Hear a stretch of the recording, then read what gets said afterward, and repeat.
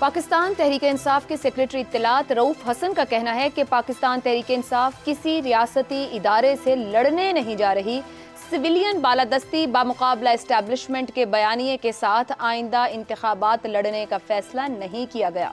رؤف حسن کی وضاحت پارٹی کے وکیل بیرسٹر گوہر خان کے اس بیان پر ہے، جس میں گوہر خان نے کہا کہ آئندہ الیکشن میں پی ٹی آئی سویلین بالادستی بامقابلہ اسٹیبلشمنٹ کے بیانیے کے ساتھ میدان میں اترے گی۔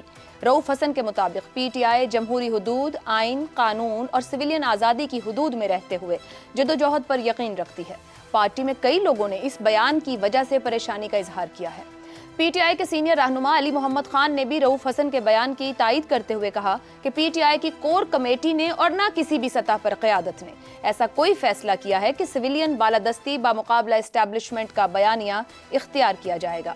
Party chairman P T I کے اس عزم کے ساتھ انتخابات میں اترے گی کہ ملک کو ریاست مدینہ کے اصولوں کے تحت اسلامی فلاحی ریاست بنایا جائے گا۔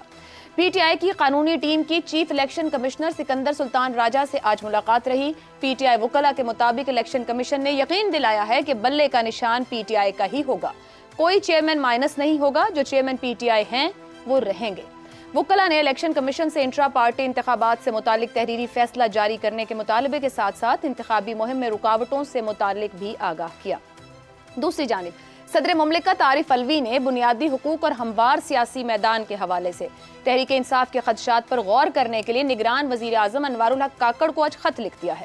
صدر نے پی ٹی آئی کے سیکریٹری جنرل عمر ایوب کی جانب سے صدر کو بھیجے جانے والا خط بھی نگران وزیر اعظم کو ارسال کیا ہے۔ صدر نے اپنے خط میں لکھا کہ تمام سیاسی جماعتوں اور رہنماؤں کو الیکشن میں حصہ لینے اور عوام کو انہیں منتخب کرنے کا حق ہے۔ آئین کے آرٹیکل 17 کے تحت سیاسی جماعت کی رکنیت یا تنظیم سازی کرنا ہر شہری کا حق ہے، لہٰذا نگران وزیر اعظم حکومت کے سربراہ ہونے کے ناطے ان معاملات پر غور کریں۔ الیکشن کی تاریخ اناؤنس ہونے کے بعد ملک کی چھوٹی بڑی تمام سیاسی جماعتیں انتخابی مہم کی تیاریاں کر رہی ہیں، منشور دیے جا رہے ہیں، قومی و صوبائی اسمبلی کی ٹکٹس کے لیے درخواستیں موصول کی جا رہی ہیں، انتخابی اتحاد کرنے یا نہ کرنے کے فیصلے بھی کیے جا رہے ہیں۔ تو ایسے میں ملک کی وہ جماعت جو اب سے صرف 19 ماہ پہلے برسر اقتدار تھی، 10 ماہ پہلے 2 صوبوں میں حکومت رکھتی تھی، آج صرف چند لوگوں کے علاوہ اس کی فرسٹ سیکنڈ تو کیا تھرڈ ایئر لیڈرشپ بھی کہیں نہیں۔ پارٹی کے چیئرمین، وائس چیئرمین، مرکزی صدر جیل میں ہیں۔ عمران خان کے دائیں بائیں کھڑے ہونے والوں میں سے بیشتر پارٹی چھوڑ چکے یا مفرور ہیں۔ تو ایسے میں جب تک چیئرمین پی ٹی آئی جیل میں ہیں، کیا ووٹر تک پی ٹی آئی کا سیاسی پیغام اور بیانیہ پہنچ پائے گا؟ اس پر گفتگو کریں گے۔ پینل میں ہمارے ساتھ ہیں ابصار عالم، شہزاد چودھری، زیغم خان اور افتخار احمد۔ آپ چاروں کا شکریہ۔ پروگرام کا پہلا سوال، انتخابات کا موسم، سیاسی جماعتوں کی ابتدائی صف بندی، چیئرمین پی ٹی آئی کی غیر موجودگی میں پی ٹی آئی کی انتخابی حکمت عملی کیا ہونی چاہیے؟ زیغم خان صاحب، یہ اوپر میں نے ایک بیان کا بھی ذکر کیا جس کی پھر تردید بھی کی گئی، اور پھر ملاقاتیں، پیغامات پہنچانا، آپ کو کیا لگ رہا ہے اگر چیئرمین پی ٹی آئی جیل میں ہیں، جب تک موجود ہے، معاملہ تو آگے شروع ہو گیا الیکشن کو لے کر، انتخابی حکمت عملی یا اسٹریٹجی پی ٹی آئی کی کیا ہونی چاہیے کہ ووٹر تک پیغام درست اور وضاحت کے ساتھ یعنی بیانیہ جا سکے؟ پہلی بات تو یہ ہے کہ جو سیاسی جماعتیں ہیں یہ کسی بھی ملک کا بہت بڑا اثاثہ ہوتی ہیں۔ آج اگر پاکستان افغانستان نہیں ہے، عراق نہیں ہے، لیبیا نہیں ہے، شام نہیں ہے، تو اس کی وجہ پاکستان کی سیاسی جماعتیں ہیں جو پاکستان کے ہر طبقے کو کسی نہ کسی طریقے سے ریپرزینٹ کرتی ہیں۔ ان سیاسی جماعتوں نے ملک کو بنایا، سیاسی جماعتوں نے پاکستان کو آئین دیا، سیاسی جماعتوں نے پاکستان کو ناقابل تسخیر بنایا، پاکستان کا ایٹمی پروگرام بنایا۔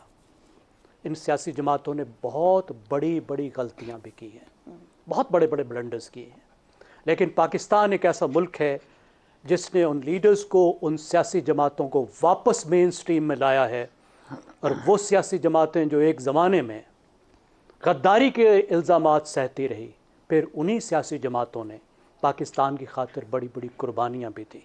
تو ہمیں کوئی شک نہیں ہونا چاہیے کہ پی ٹی آئی واپس آئے گی، سیاسی سپیس میں اپنی جگہ کلیم کرے گی، اور اس کو کرنی چاہیے، اس میں پاکستان کا فائدہ ہے۔ اب آپ نے آج اس پینل کو عمران خان کی مجلس شورا بنایا ہے، تو میں آپ کو تھوڑی دیر کے لیے چیئرمین پی ٹی آئی بناتا ہوں اور آپ کو 3 مشورے دیتا ہوں۔ ان مشوروں سے پہلے میں آپ سے ایک تو یہ عرض کروں گا کہ چیئرمین صاحب آج تھوڑی دیر کے لیے سب سے پہلے اپنی غلطی تسلیم کریں. یہ نفرت انگیزی کی سیاست دوسروں کے لیے تو بری تھی ہی، یہ آپ کو بھی لے ڈوبی اور آپ کی پارٹی کے لیے بھی تباہ کن ثابت ہوئی، اور آپ کے کچھ غلط فیصلوں کی وجہ سے سینکڑوں ہزاروں معصوم کارکنوں کو جو نقصان اٹھانا پڑا، اس کے لیے ان سے بھی معافی مانگے اور پھر آگے بڑھنے کا عہد کریں. اس کے بعد میں آپ کو 3 حکمت عملی کے پوائنٹس بتاتا ہوں. پہلی بات، سروائیول پہ فوکس رکھتے ہوئے اس وقت اہم فوکس جو ہونا چاہیے پی ٹی آئی کا وہ سروائیول ہونا چاہیے کہ سیاسی میدان میں پی ٹی آئی اپنے آپ کو باقی رکھ سکے. تو اس فوکس کے ساتھ ایک متبادل لیڈر سامنے لائیں، متبادل لیڈرشپ سامنے لائیں. یہ ممکن نہیں ہے کہ جیل میں پڑا ہوا ایک لیڈر جس کو بہت محدود انٹریکشن ہے باہر کے ساتھ، جو تقریر نہیں کر سکتا، مل نہیں سکتا، جس کا مطلب ہے وہ حالات کو ٹھیک سمجھ بھی نہیں سکتا اور فوری طور پر حالات کے ساتھ ریئیکٹ بھی نہیں کر سکتا، تو اس کی جگہ کوئی اور لیڈر ہونا چاہیے جو اس وقت اس الیکشن میں پارٹی کو آگے لے کر چلے. اور اس وقت کیسا لیڈر ہو سکتا ہے؟ ایک ایسا لیڈر جو عمران خان کو بھی قابل قبول ہو، اسٹیبلشمنٹ کو بھی قابل قبول ہو. یہ اس وقت کی مجبوری ہے. یہ ایسا ہی ہے جیسے محترمہ بے نظیر بھٹو نے امین فہیم کے ذمہ پارٹی لگائی تھی، ہینڈ اوور پارٹی کی تھی امین فہیم کے جو سلاجو آدمی تھے، اس وقت کی اسٹیبلشمنٹ کو بھی قابل قبول تھے اور بے نظیر صاحبہ کو بھی قابل قبول تھے. دوسری بات اسٹریٹجی کی کہ الائنسز بنانے ہوں گے. اس وقت اکیلے انتخابات میں جانا ٹھیک نہیں ہے. جو پہلے میں نے مشورہ دیا کہ سلو جوئی کی طرف جائیں، یہ اس میں بھی ہیلپ کرے گا. دوسری پارٹیز کے ساتھ الائنسز بنائیں تاکہ اچھے طور پہ پورے ملک میں الیکشن آپ لڑ سکیں. تیسری بات یہ ہے، اور یہ بڑا اہم پوائنٹ ہے اور کمیونیکیشن سے بھی اس کا تعلق ہے، اس پریشر کو ایڈوانٹیج میں بدلیں، مظلومیت کا کارڈ کھیلیں. اس قوم کو مظلومیت بہت پسند ہے. بڑے سے بڑا بدماش بھی جب مظلوم بنتا ہے تو یہ قوم اس کو دل دے بیٹھتی ہے. تو میں آپ کو بدماش تو نہیں کہہ رہا، لیکن مظلومیت کا کارڈ استعمال کرنا اس وقت پی ٹی آئی کے لیے بہت ہی اہم ہے. اپنی بیس کے ساتھ، آخری بات، اپنی بیس کے ساتھ منسلک رہیں، اٹیچ رہیں، جس میں یوتھ بھی شامل ہے، مڈل کلاس بھی شامل ہے. یہ مناسب نہیں. خلوص نیت کے ساتھ سروائیول موڈ کی بات کریں. اب سار صاحب، شہزاد صاحب 3.5 سال کی کارکردگی، بیشتر ارکان اسمبلی کی مرضی کے بغیر اسمبلیاں توڑنا، استعفے دینا، 9 مئی ریاست پر حملہ، کیا حکمت عملی اختیار کرنی چاہیے پی ٹی آئی کو؟ کیا چیئرمین پی ٹی آئی کو پھر ویسی عوامی مقبولیت مل سکتی ہے؟ دیکھیے، جس طریقے سے پی ٹی آئی کی جو غلطیاں ہیں اور جو بلنڈرز ہیں، جس طرح وہ اس ٹی وی کے اوپر اور اخبارات میں اور میڈیا میں اور پاکستان میں جس طریقے سے بیان ہوئے ہیں، میرے خیال میں اب کسی اور کو کوئی گنجائش نہیں رہے گی کہ وہ ان کو دوبارہ دہرائے. اتنا زیادہ یہ حفظ ہو چکی ہے ہر چیز. تو پی ٹی آئی کو جتنی مات دینی تھی، جو مارنا تھا، جس طریقوں سے مارنا تھا، میرا خیال ہے اس طریقے سے تو اب کوئی کسر نہیں رہے گی. لیکن میری نظر کے اندر آپ نے ایک سوال پوچھا کہ پی ٹی آئی کیا بیانیہ لے کے جائے گی لوگوں کے پاس. یہ واحد الیکشن ہے جو آنے والا ہے 2024 میں انشاءاللہ، جس کے اندر میری نظر میں پی ٹی آئی کو کسی بیانیہ کی ضرورت نہیں ہے. ایک انکہا بیانیہ ہے جو آلریڈی اس کے ووٹرز کے پاس ایگزسٹ کرتا ہے. یہ ایک ایسی چارج کیپیسٹی ہے جس کو کہ پتہ نہیں کس طریقے سے یا زائل کیا جائے گا یا استعمال کیا جائے گا، یا اس کو کوئی استعمال کرنے کی حکمت بھی رکھتا ہے یا نہیں. تو یہ 2-3 چیزیں ہیں. اس کے بعد پی ٹی آئی کا رہنا کیوں ضروری ہے؟ پی ٹی آئی کا رہنا اس لیے ضروری ہے ہمارے سیاسی نظام کے اندر، جس طریقے سے زیغم صاحب نے کہا کہ پولیٹیکل پارٹیز کسی بھی قوم کا اور کسی بھی سیاسی نظام کا اثاثہ ہوا کرتی ہیں. یہ ایک بہت ہی جسے کہتے ہیں اسٹیبلش پولیٹیکل پارٹی ہے جس نے بے شمار بلنڈرز بھی کیے، غلطیاں بھی کی، اور اب اس کو ایک اور موقع مل رہا ہے ریفلیکٹ کرنے کا اور دوبارہ سے اپنی چیزیں کریکٹ کرنے کا. ایک بات. دوسری بات، یہ وہ پارٹی ہے جو کہ پی ایم ایل این اور پی پی پی کو چیک میں رکھ سکتی ہے. ورنہ کیا ہوگا؟ پی ایم ایل این اور پی پی پی 2 میجر اور بڑی پارٹیاں ہوتے ہوئے پاکستان میں ادھر تم ادھر تم ادھر ہم، اور کبھی ہم کبھی تم کی کھیل کھیلتے رہیں گے، اور کبھی بھی اپنے کردار کو اور اپنے عمل کو کبھی چیک نہیں کریں گے اور اپنے عمل کو بہتر نہیں کر پائیں گے. پی ٹی آئی وہ چیک ضرور اور چیلنج ضرور لے کے آئے گی ان پارٹیوں کے اندر، جو مجبور کرے گی کہ یہ اپنے آپ کو بہتر اور امپروو کریں۔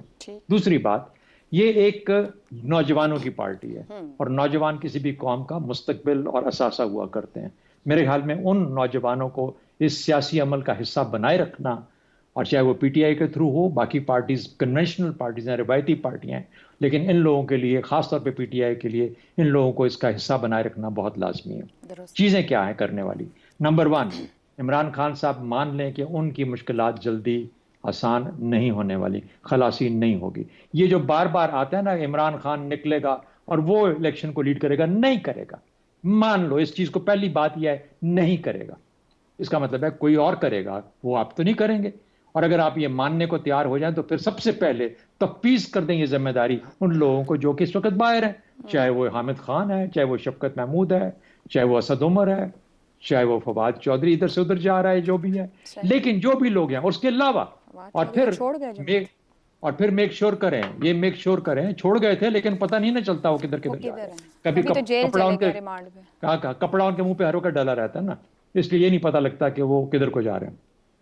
اچھا، دوسری بات، ہر حلقے سے لوگ کھڑے کریں، ضروری نہیں کہ یہ اب بیرسٹر گوہر خان بھی کھڑے ہو سکتے ہیں، جو مرضی کھڑا ہو کر سکتے ہیں، لیکن کھمبے بھی کھڑے کرنے پڑے تو کریں، تاکہ اپنی جو اسٹرینتھ ہے، جو انہیرنٹ اسٹرینتھ ہے، جو کہ انہوں نے پچھلے what ever number of years, 11 سال میں، 12 سال میں، جو بھی لوگ کہیں گے، پاشا سے لے کے اب تک، پلانے سے لے کے تب تک، وہ جو ہے اس کو ٹیسٹ کریں کہ کتنی ان مشکل حالات میں بھی کتنی جان رہ گئی ہے اس کے اندر۔ یہ سب سے ضروری ہے۔ اور اس کے بعد جب تک اس کنفیوژن کو ختم کریں گے تو اس کے بعد پھر پی ٹی آئی کا پتہ لگے گا کہ کس جگہ پہ کھڑی ہے اور آئندہ کے لیے کیا کرنا ہے کہ اپنے آپ کو بہتر طور پر قوم کے سامنے لا سکے۔ ٹھیک ہو گیا جی۔